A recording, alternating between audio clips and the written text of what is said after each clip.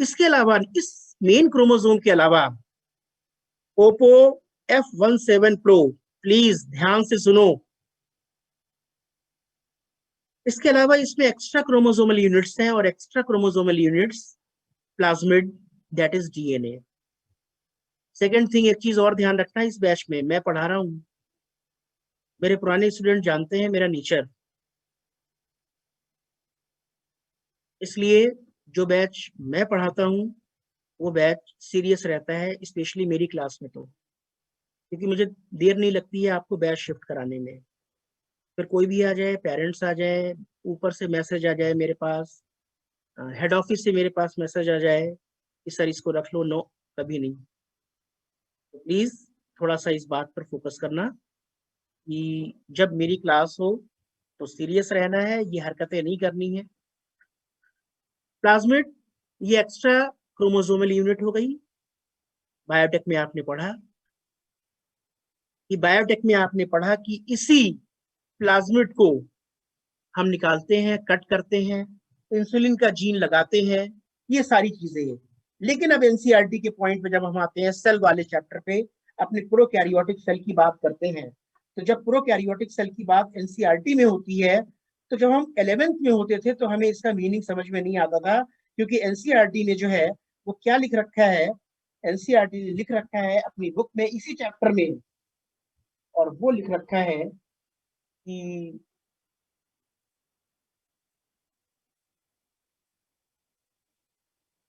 these smaller DNA are called plasmid.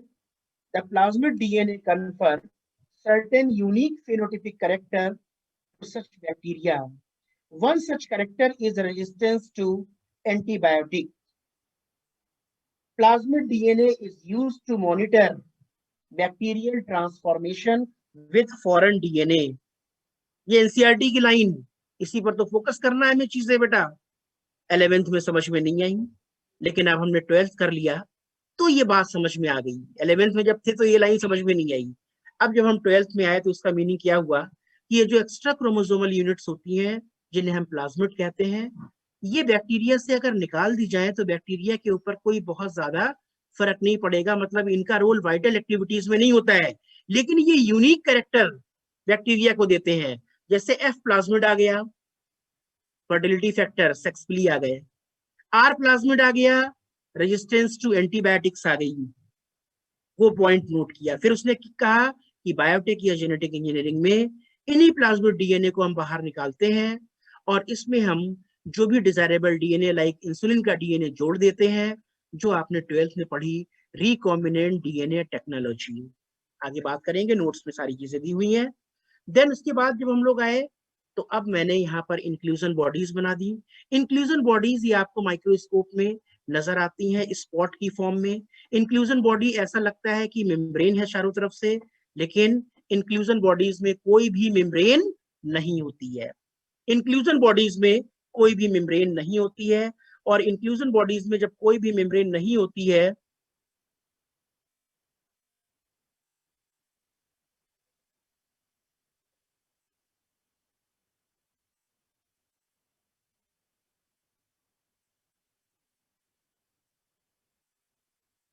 किसी ने पूछा है glycocalyx is same as slime layer. अभी हम लोग ग्लाइकोकैलेक्स पर दोबारा से आएंगे, ये बात करेंगे। Loose sheet like glycocalyx is called slime layer, ये भी बात होगी अभी। Glycocalyx exist as slime layer in bacteria, ये सारी बातें अभी हमारे नोट्स में आने वाली हैं। तो खैर हम लोग बात कर रहे थे अपने प्लाज्मिड की और उसके बाद में इंक्लूजन बॉडीज। तो इंक्लूजन बॉडीज में दो चीजें हम देख रहे हैं, रिजर्व फूड देख रहे हैं। यहाँ पर रिजर्व फूड ग्लाइकोजन हो सकता है, यहाँ साइनोफेसिन स्टार्च हो सकती है, यहाँ प्रोटीन के बने हुए ग्रेन्यूल्स हो सकते हैं, ये आर द रिजर्व फूड। लेकिन इंक्लूजन बॉडीज जिसको हम रिजर्व फूड जिसमें भरा होता है वो मेम्ब्रेन लेस होती है, वो मेम्ब्रेन बाउंड नहीं होती है। इसी तरीके से कुछ वैक्यूल भी बनते हैं, और जो वो वैक्यूल होते हैं उस पर केवल लिपिड की लेयर चारों तरफ से होती है, मतलब केवल लिपिड होने से हम उसको बायोलॉजिकल मेम्ब्रेन नहीं कह सकते।